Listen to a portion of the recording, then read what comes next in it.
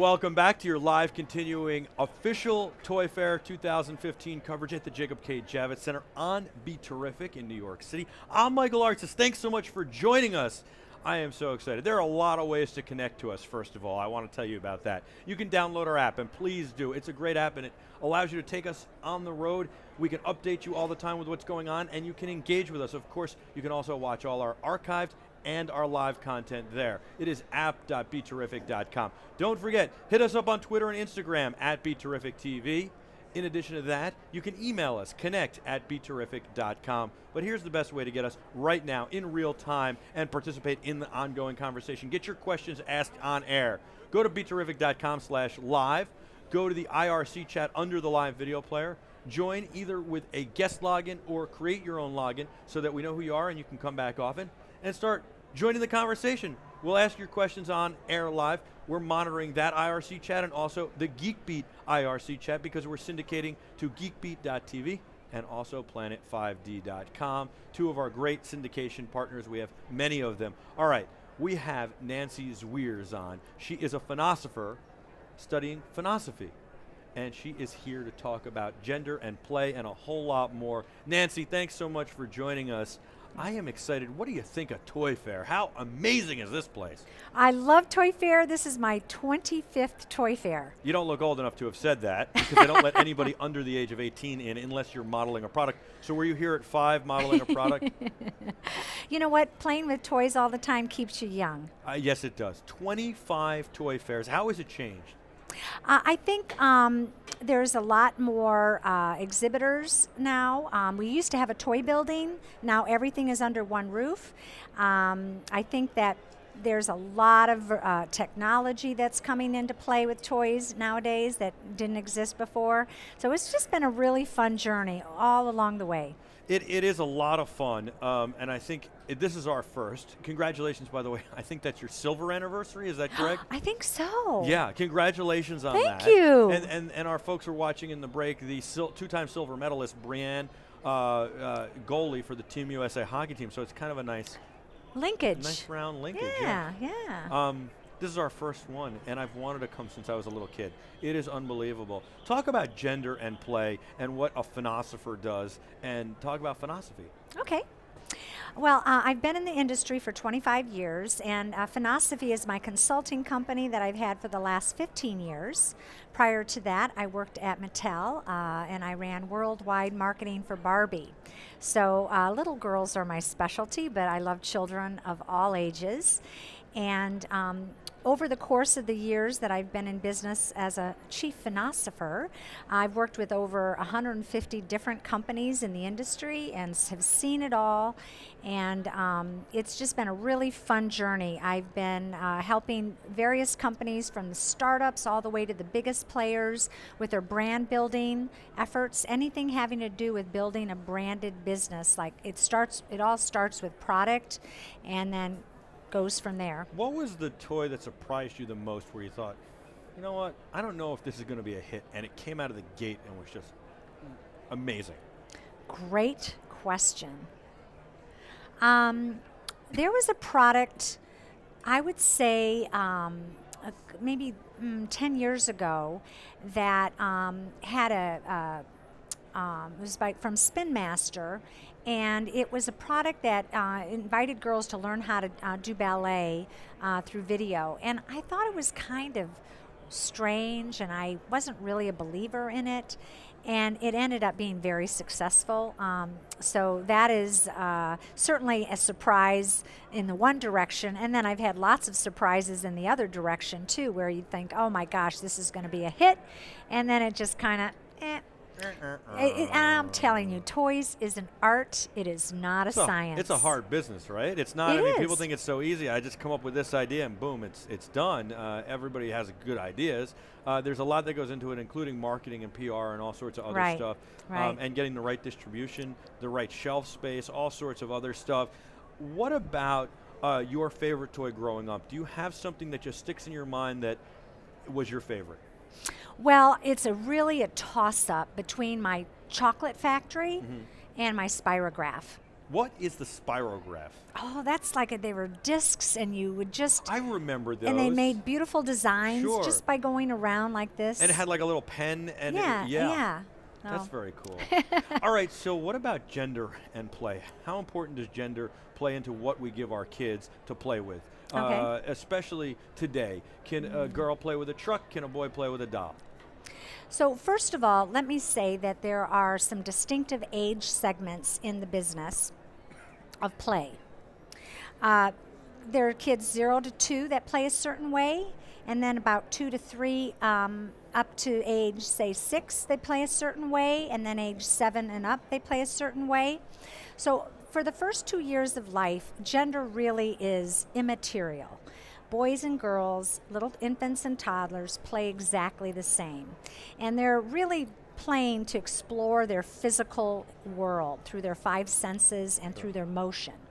But starting at about age 2.5 or 3, children move into what we call the magical thinking years. This is where imaginative play reigns, and this is age 3 to 6, which is the heart center of the toy industry, and most volume is done with this 3 to 6-year-old age group. During this imaginative play time period in a child's life, they get very hyper-gendered preferences. So you might know of a little girl in your life that all of a sudden wants to wear nothing but dresses and will Sure. not wear pants. And you might, have a little boy in your life that, when he thinks that, he's being asked to hold a girl toy, a doll, ew, they're really rigid in their concept of gender at this point in their life. And I think it's because they're in the beginning stages of developing their identity, and gender is a very key and stable part of our identity. And so just like you have to kind of overlearn things to ultimately get it right, I think children almost overlearn gender cues at this age. And so what you have are toys that really reflect children's fantasies at this age that are very hyper genders. So hyper feminine, like princess and Barbie, and hyper masculine, like superheroes and big, heavy duty monster trucks.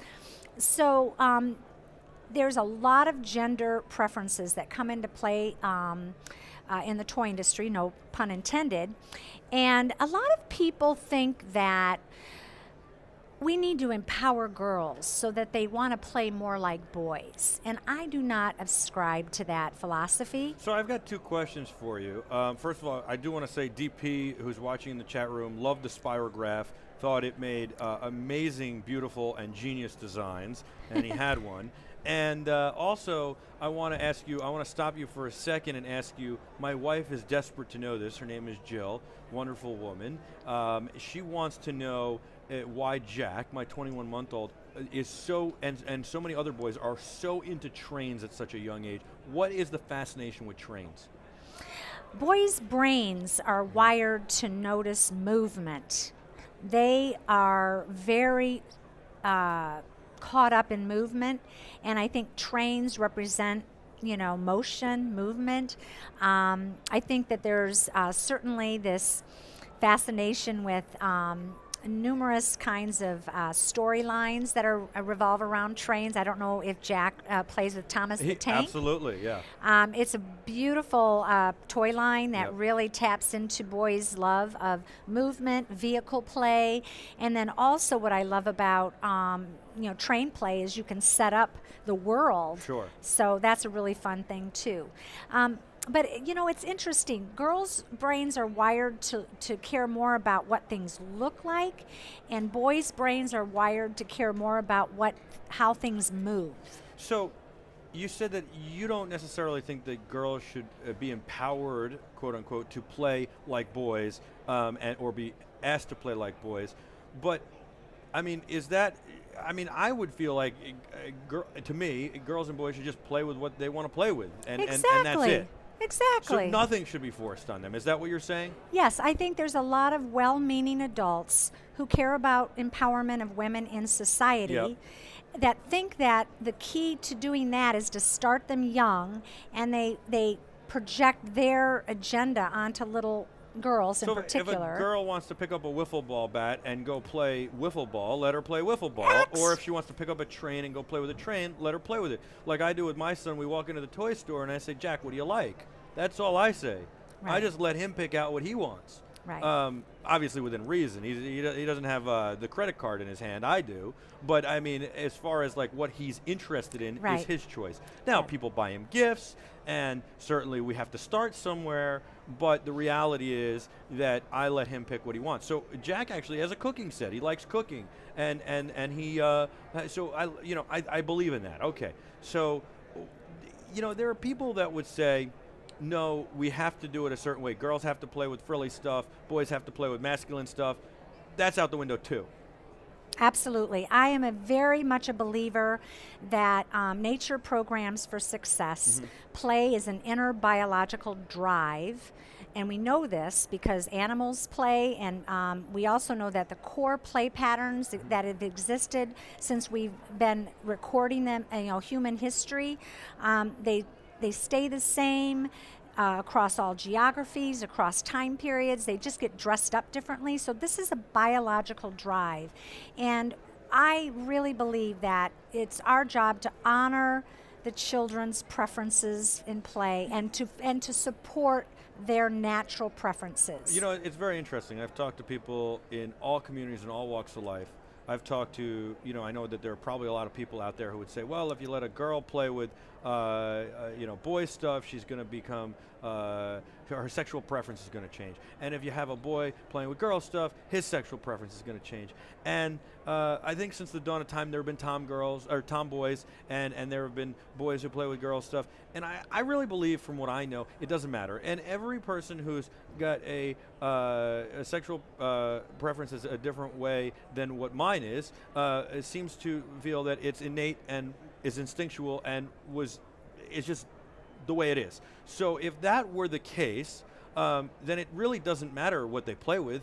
You can't force either one on them. They're just going to pick up what they want to pick up. And obviously, there are a lot of tomboys girls who grew up playing all sorts of sports and stuff, and were tomboys and wanted to hammer and nail and all this stuff that didn't necessarily change their sexual preference either. And so I think that there's a lot of people who are just afraid. I know this can be a touchy subject, but it's okay. We can go there. We should go there, because I think that there are a lot of people who are afraid, and there's nothing to be afraid of. Literally, like, what do you want to play with? And let them play, and it's okay. I mean, look, I think Brienne is a perfect example. We had her on. She's a 2-time silver medalist hockey player. She said self-proclaimed tomboy, and she's married to a male hockey player, gentleman. So, I mean, that's a perfect example, and she's very girly. You saw how she was dressed up and all that stuff. So it has nothing to do, in my mind, with what you play with as a kid. Right. I think that, who you are as a person kind of drives your preferences. And the one thing I will say is there's a lot of talk right now about trying to get girls interested in STEM, science, technology, engineering, math. I think that's very important, though, and I'll tell you why. I have 2 reasons. And you talked about how men's and women's brains are wired differently. I think women bring a completely different perspective to the table in science, technology, engineering, and math. Right. It's not that we have to force it on them. We just have to introduce them to it, because I think in most cases, they've been kept away from it. Right. So let me just interject that so a lot of adults think that the answer to getting girls interested in careers, in STEM careers, is to introduce them to toys when they're very young, and these toys have a kind of an engineering bent.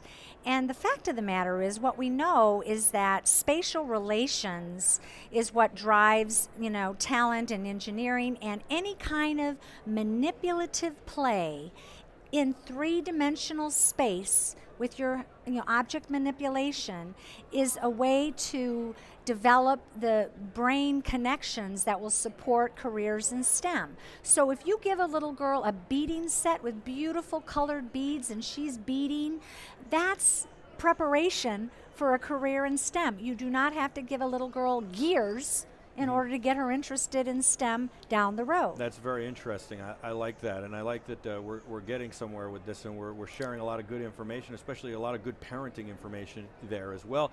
I'll be honest, my mother tried to force dolls on me. I don't know why.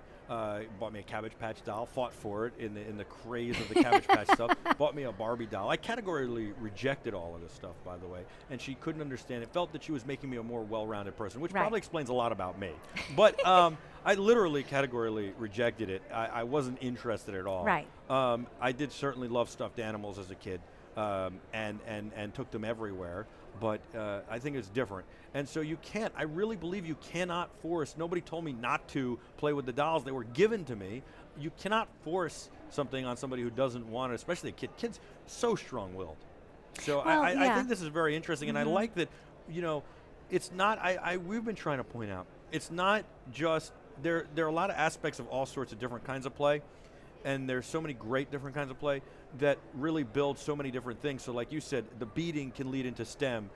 It's working with your hands, it's doing all this stuff, it's building. It's working the mind the same way. It doesn't only have to be, here's a Raspberry Pi, go figure out how to build a computer.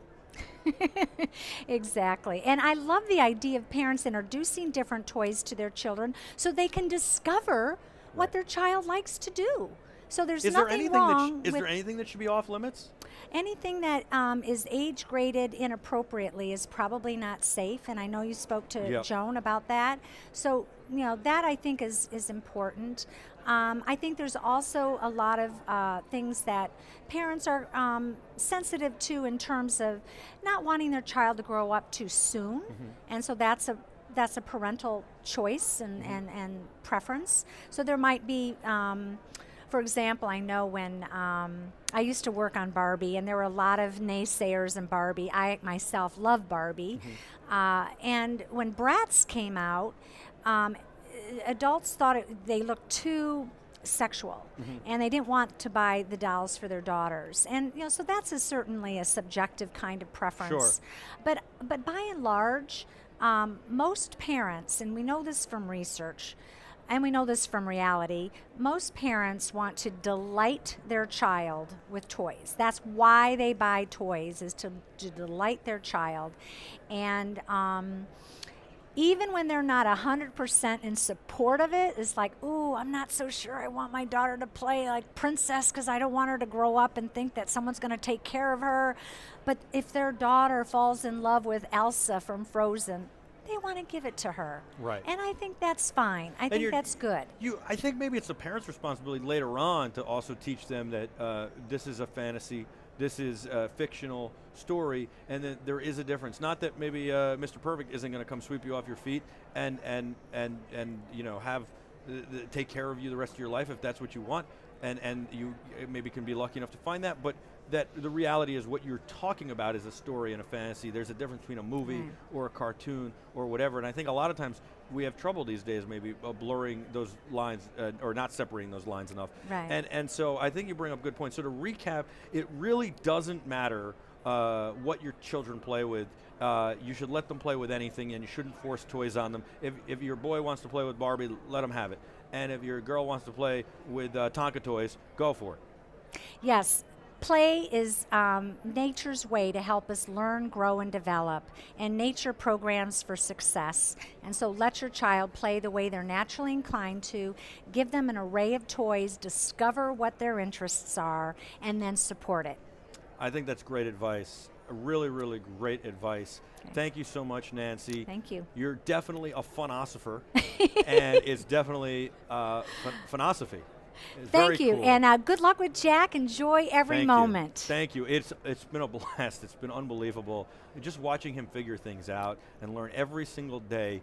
The kid figures out just a little bit more. It's like, wow, something he didn't get yesterday, he couldn't figure out how to put together. He totally puts together. They learn so fast. Yeah. And they learn best by playing. Exactly. That's all we do. So it's great. Thank you for your time. Okay. Thanks for coming on, and thanks for sharing such a great conversation and some really great information for parents. My pleasure. We're going to have some more toys on in just a little while, some more fun for you guys. A lot of great stuff to come still. We are not close to being done here at Toy Fair 2015, not even on the first day. This is your live, official, continuing coverage of Toy Fair 2015 on BeTerrific from New York City. I'm Michael Artsis. Don't go anywhere.